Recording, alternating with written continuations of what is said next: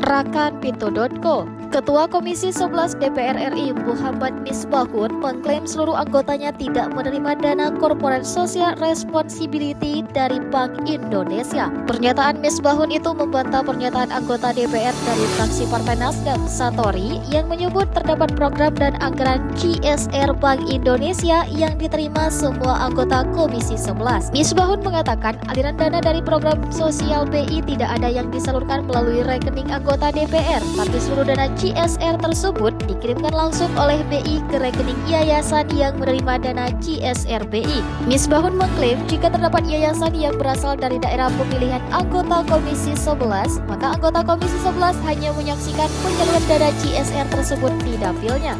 Dirinya menegaskan program tersebut dapat diakses kelompok masyarakat, organisasi masyarakat hingga organisasi sosial lainnya. Mereka perlu mengirimkan proposal ke BI dan melalui proses dan mekanisme tertentu sebelum disetujui penyalurannya.